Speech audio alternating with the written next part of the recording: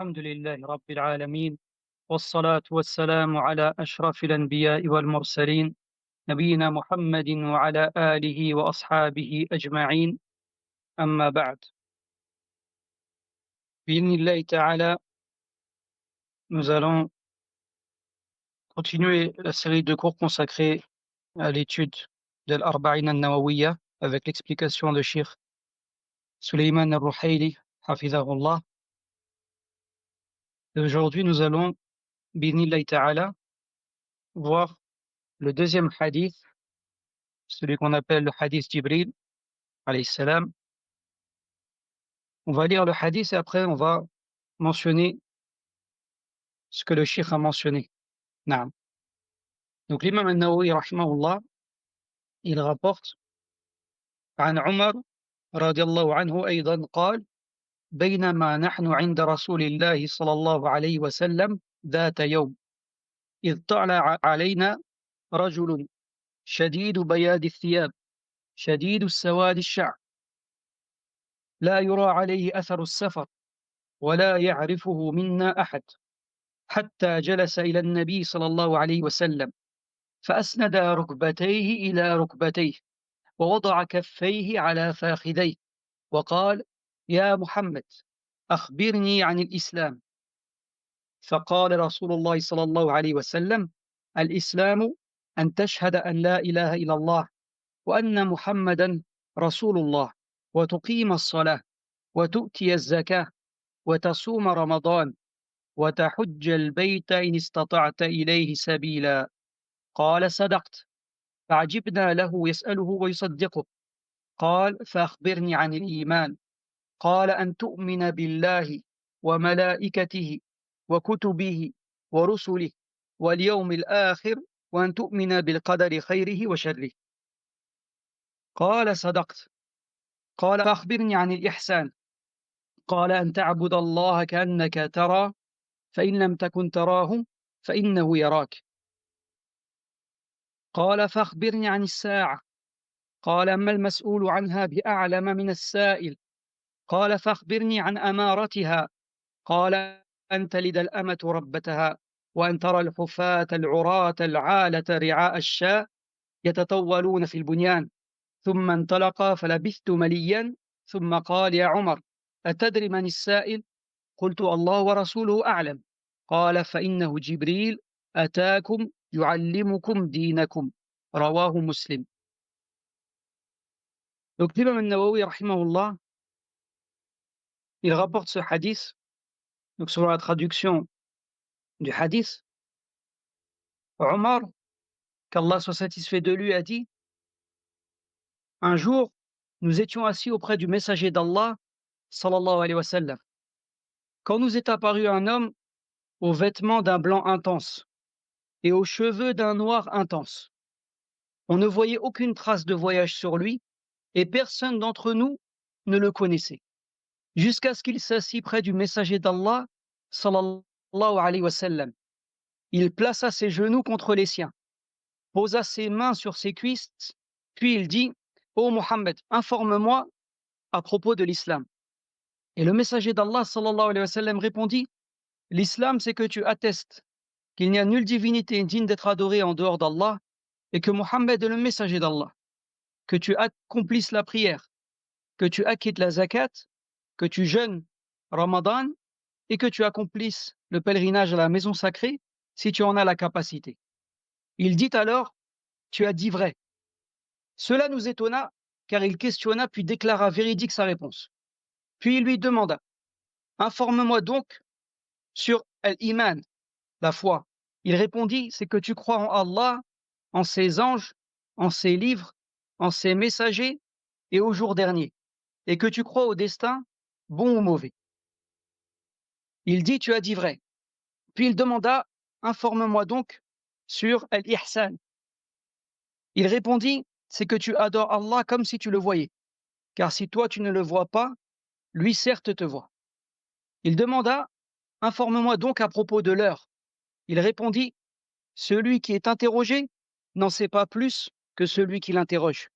Il demanda: informe-moi donc de ces signes. Il répondit: que la servante donne naissance à sa maîtresse, et que l'on verra les va-nu-pieds, les dénudés, les bergers se concurrencer dans la construction de grandes bâtisses. Il dit, puis il est parti, et il s'est écoulé quelque temps, et le prophète, sallallahu alayhi wa sallam, me dit, sais-tu qui était le questionneur? Je répondis, Allah et son messager sont plus savants. Il, sallallahu alayhi wa sallam, me dit alors, c'est Jibril, il est venu afin de vous apprendre votre religion. Rapporté par Muslim. Naam. Donc ce hadith immense,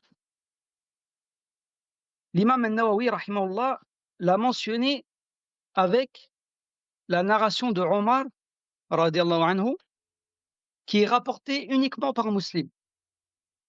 Et il n'a pas mentionné la narration d'Abu Huraira, qui celle-ci est présente dans Al-Bukhari et Muslim. Mais il a rapporté celle-ci car cette narration de Omar, du hadith, elle est plus complète. Naam. Et ce hadith est immense dans son contenu. Et les savants l'ont considéré comme tel. Al-Qurtubi, rahimahullah, a dit à propos de ce hadith, il convient que l'on nomme ce hadith Sunnah, de la même manière que l'on nomme Surat al-Fatiha Qur'an.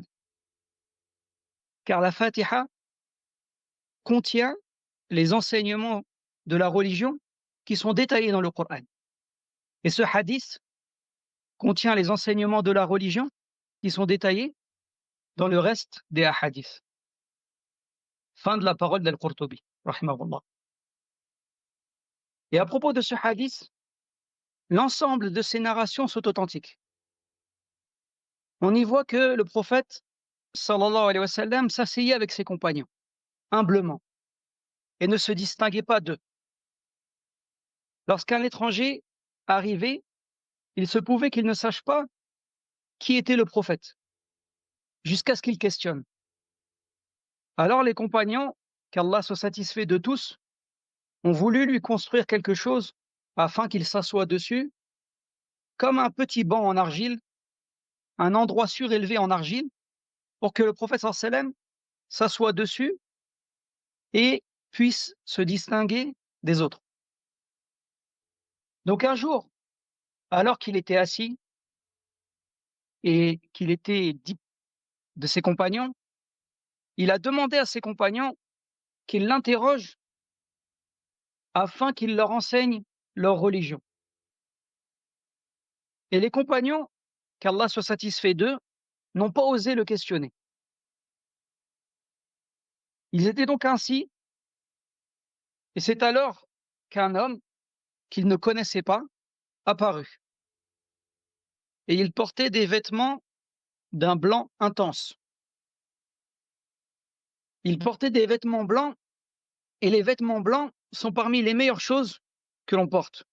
En effet, le prophète sallallahu alayhi wa sallam a dit Ilbisul bayad min thiyabikum fa innaha min khayri thiyabikum wa kafanu biha mautakum. Le prophète sallallahu alayhi wa sallam, il a dit dans ce hadith qui est authentique, portez des vêtements blancs car ils font partie de vos meilleurs vêtements et enveloppez de blanc vos défunts.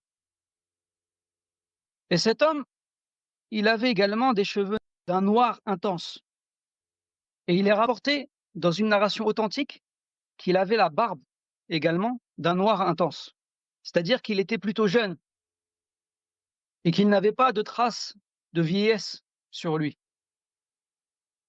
Et il n'avait pas non plus de traces de voyage.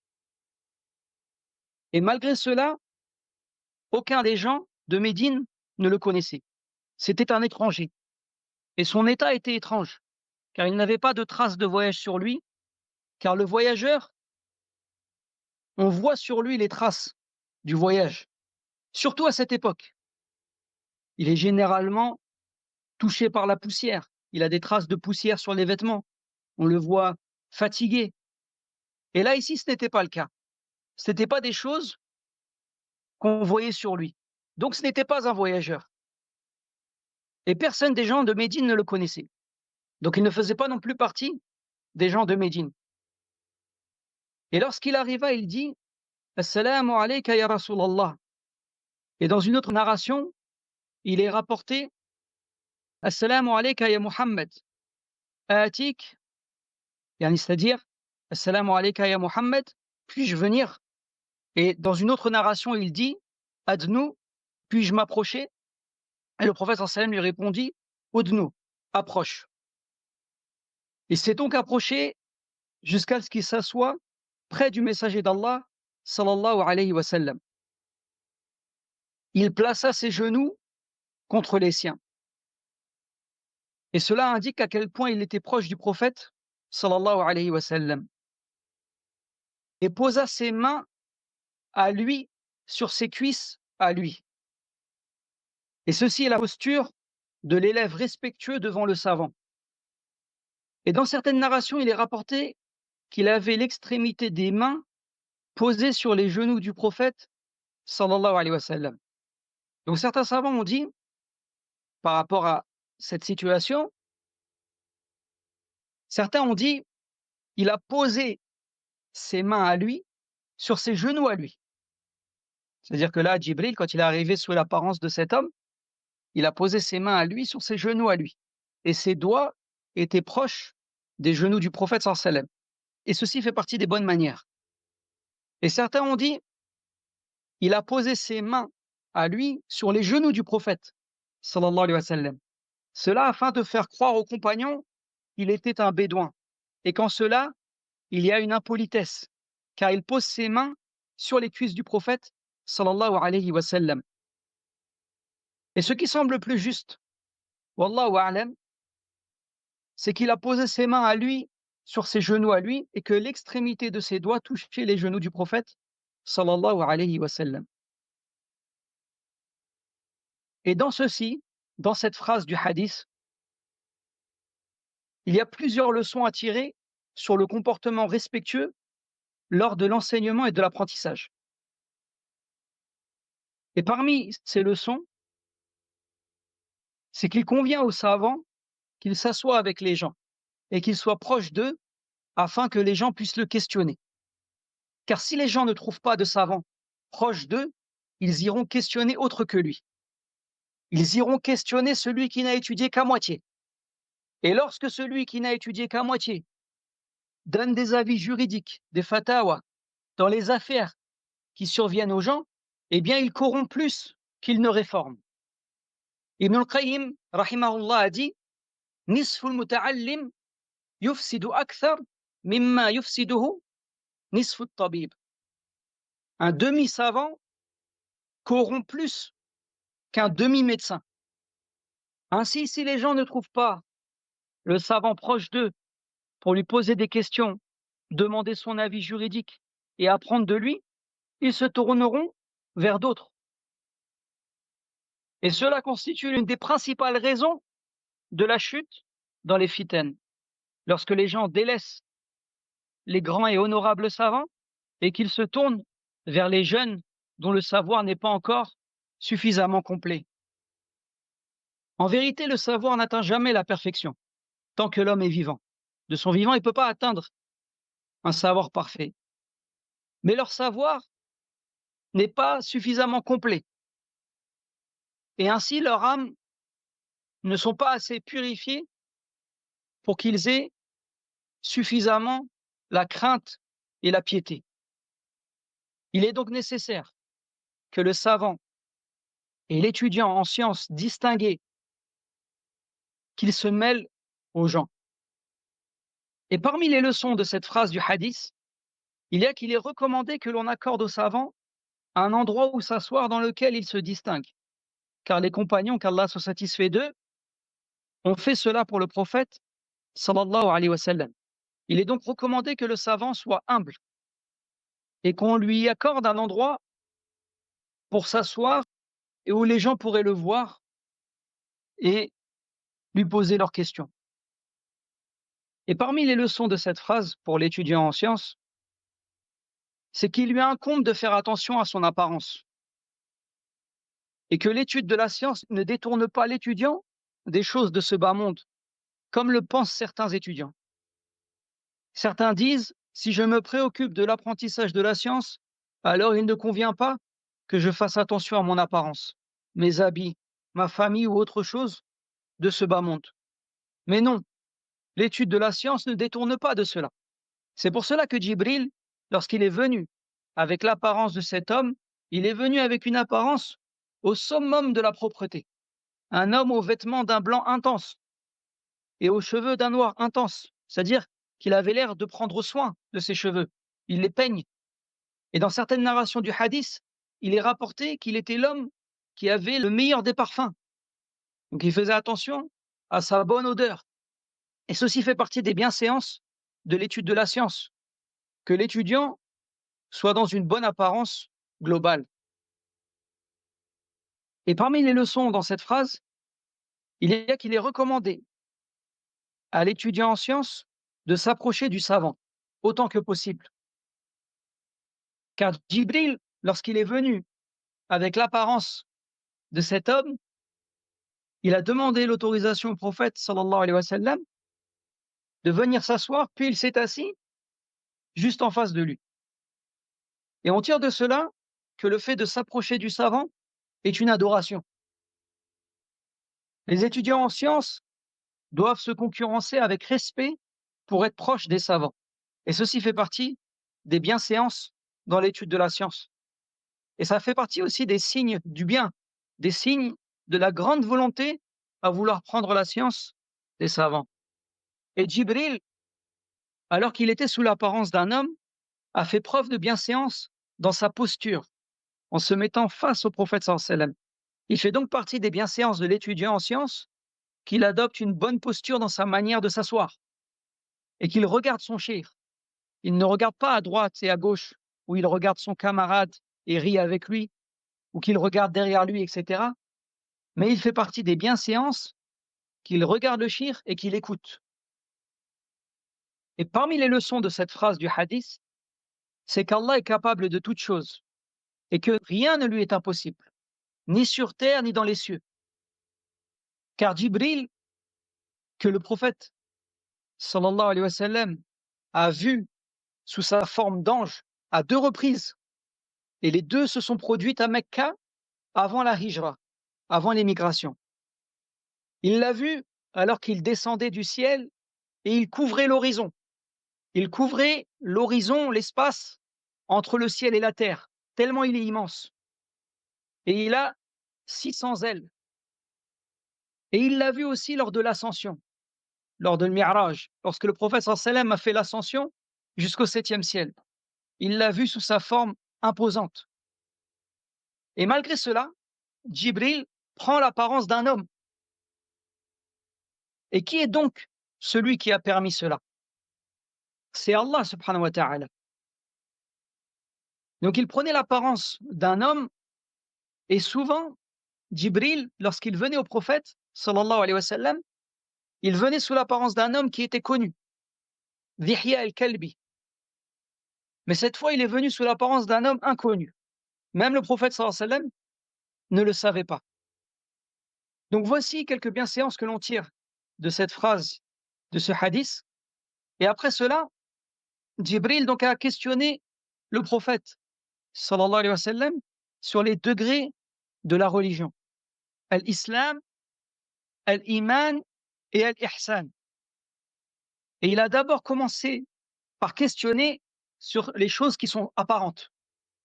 Puis il questionna sur les choses qui sont intérieures. Al-Iman et Al-Ihsan. Et après, il a questionné sur l'heure, c'est-à-dire l'heure de la fin des temps, et ses signes. Naam. Donc Jibril alayhi salam a commencé en demandant: Ô Mohammed, informe-moi à propos de l'islam. C'est-à-dire, explique-moi ce qu'est l'islam. Quels sont donc les grands principes de l'islam, les piliers de l'islam?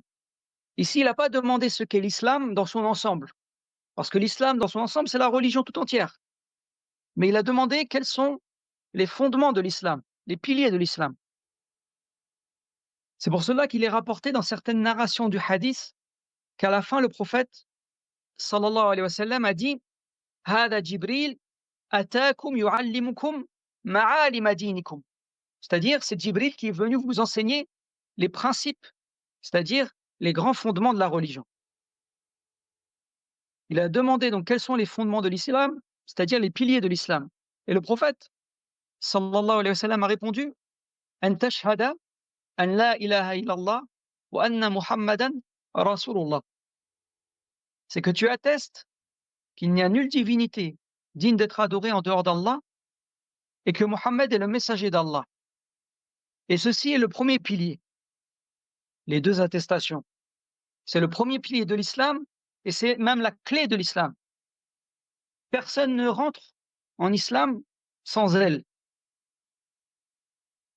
Donc il a dit que tu attestes, c'est-à-dire que tu admets et que tu reconnais avec ton cœur en le prononçant avec ta langue et que tu concrétises cela par ton tawhid, par l'unification d'Allah. Donc tu dois admettre et reconnaître cela avec ton cœur en le prononçant avec ta langue. Et il est indispensable qu'elle soit prononcée avec la langue, sauf pour celui qui n'en a pas la capacité, celui qui est muet par exemple, qui ne peut pas parler. Et sinon, il est indispensable qu'elle soit prononcée avec la langue. Et quant à celui qui croit avec son cœur, mais refuse de la prononcer avec sa langue, alors celui-ci n'est pas encore entré en islam. Il n'a pas utilisé la clé de l'islam. Donc il est indispensable de prononcer l'attestation et il est indispensable que cela soit accompagné par la concrétisation du tawhid et le désaveu du shirk.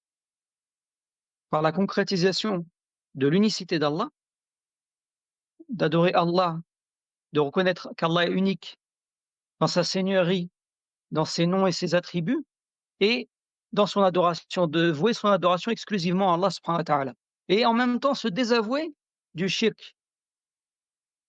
Et si quelqu'un vient à toi et dit « J'atteste qu'il n'y a nulle divinité digne d'être adorée en dehors d'Allah », mais qu'il adore autre qu'Allah, eh bien celui-ci n'a pas concrétisé l'attestation. Il l'a peut-être prononcé avec sa langue, oui, mais il n'a pas unifié Allah, donc il n'a pas concrétisé le tawhid, et cela est indispensable à l'attestation. Et la ilaha illallah, donc tu attestes qu'il n'y a nulle divinité digne d'être adorée en dehors d'Allah, al-ilah huwa al-ma'boud, c'est-à-dire al-ilah, la divinité, huwa al-ma'boud, c'est celui qui est adoré. Et le sens de cette phrase, c'est que nul ne mérite d'être adoré sauf Allah. Et les êtres pris en adoration sont nombreux. Mais cependant, celui qui mérite l'adoration à lui seul, c'est Allah subhanahu wa ta'ala. Et tout ce qui est adoré en dehors d'Allah est adoré sans droit et vainement. Nul ne mérite l'adoration sauf Allah subhanahu wa ta'ala. Et dans certaines narrations du hadith, il est rapporté qu'à cette question, le prophète sallallahu alayhi wa sallam, il a répondu en disant « An ta'budallah wa la tushriku bihi shay'a » que tu adores Allah et que tu ne lui associes rien. Et ceci, c'est l'explication de l'attestation. De l'attestation, la ilaha illallah. Que tu adores Allah, que tu consacres aucune de tes adorations à quiconque en dehors de lui, ni un ange, ni un prophète, ni un pieux, ni quoi que ce soit d'autre, que toutes tes adorations soient vouées à Allah exclusivement, les petites comme les grandes. Tu n'adores qu'Allah et tu ne prends aucun intermédiaire entre Allah et toi. Tes adorations sont pour Allah uniquement. Et le shirk, c'est que tu donnes à Allah des équivalents alors que c'est lui qui t'a créé. Naam. Donc ça, c'est la première partie, la première attestation. Ensuite, donc la deuxième attestation, le prophète sallallahu alayhi wa sallam a dit « Wa an tashhada anna Muhammadan Rasulullah » et que tu attestes que Mohammed est le messager d'Allah.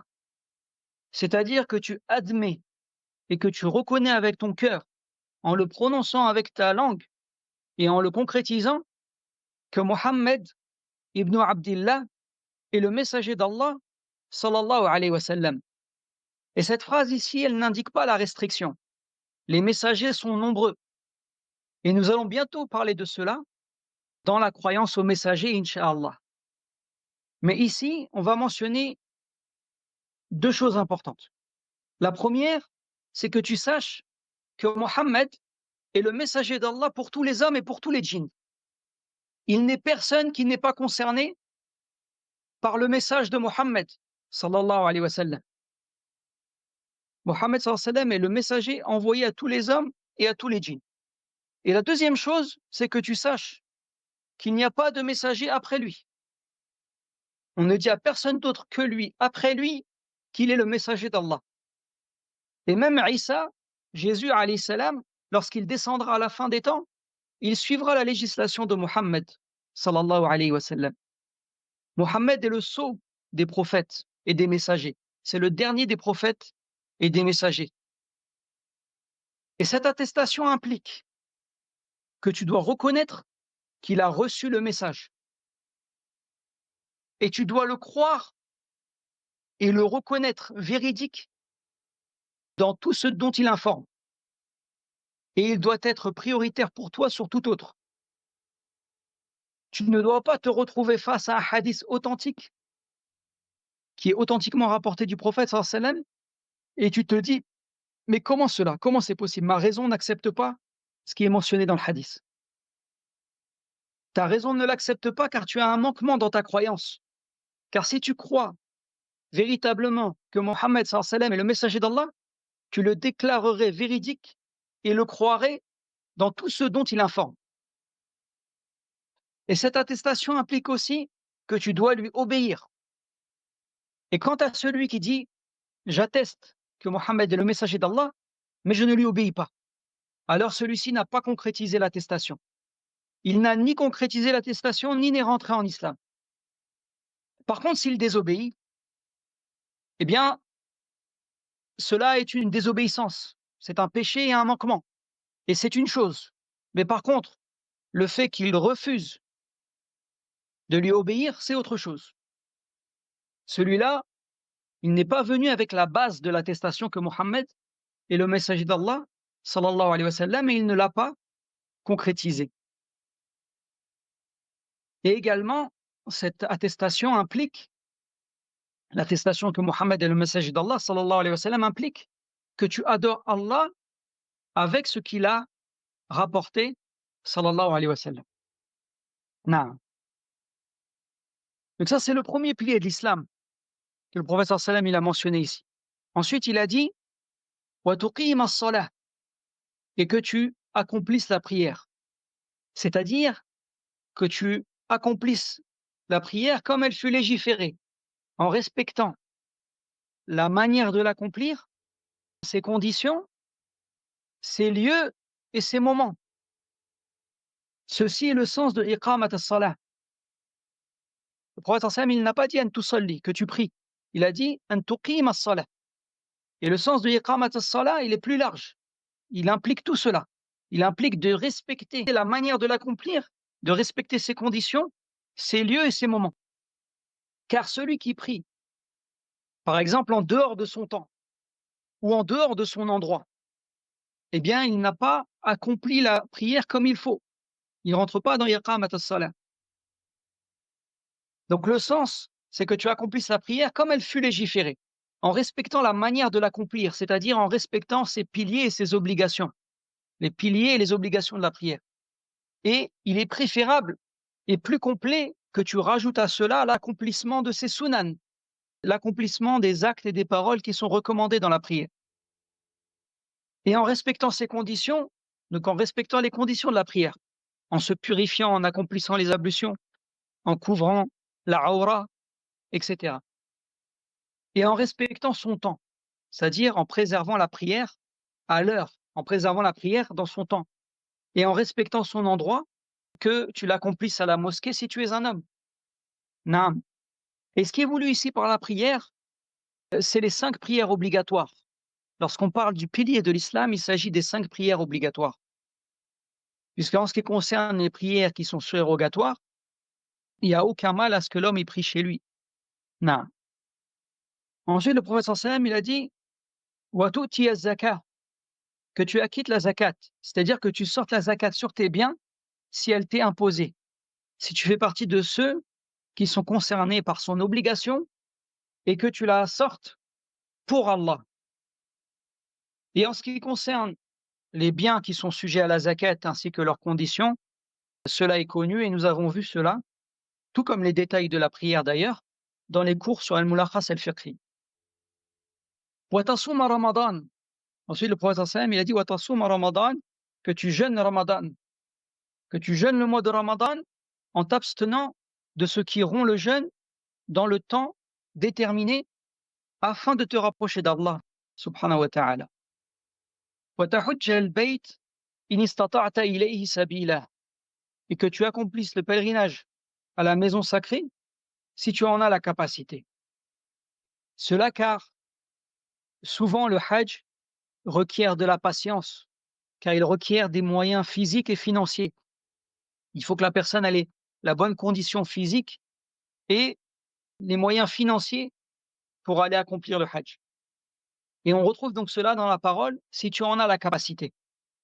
Ainsi, si tu n'as pas la capacité, alors cela n'est pas obligatoire pour toi. Voici les piliers de l'islam et ses fondements. Donc là, on a vu les 5 choses que le prophète sallallahu alayhi wa sallam a mentionnées ici, ce sont les piliers de l'islam, les fondements de l'islam. Et parmi eux, il y en a un sur lequel les savants sont unanimes quant au fait que celui qui ne le concrétise pas, alors son islam ne tient pas de base. Et il s'agit des 2 attestations. À l'unanimité des savants, celui qui ne fait pas les 2 attestations, son islam ne tient pas. Il n'est pas entré en islam. Naam. Et parmi les piliers de l'islam, il y en a un sur lequel les savants ont divergé fortement. Il s'agit de la prière. Les savants sont unanimes sur le fait que celui qui ne croit pas en son caractère obligatoire est mécréant. Celui qui ne croit pas que la prière est obligatoire est mécréant. Ensuite, ils ont divergé sur celui qui ne prie pas tout en croyant qu'elle est obligatoire. Et le plus juste, c'est que celui qui avait la capacité de prier et qui a délaissé la prière intentionnellement, c'est qu'il est mécréant. Et il n'est pas parmi les musulmans. Et ce, même s'il accomplit certaines choses que font les musulmans. Et en ce qui concerne les autres piliers, celui qui croit en leur caractère obligatoire, mais qui ne les accomplit pas, le plus juste, c'est qu'il est musulman, mais que sa foi est faible. Voici donc les 5 piliers de l'islam. Et on dit donc les piliers de l'islam, car celui qui ne les accomplit pas, soit son islam ne tient pas de base, ou soit son islam tient avec faiblesse et fragilité. Naam. Et ceci est le premier degré des degrés de la religion. Maratib ad-din. On a vu ici que Jibril donc, il questionne le prophète sallam sur 3 degrés. Al-Islam, Al-Iman et Al-Ihsan. Naam. Et donc là, ici, dans l'islam, le prophète sallam a répondu en exposant et en expliquant les 5 piliers de l'islam. Naam. On va s'arrêter là, Inch'Allah, pour aujourd'hui.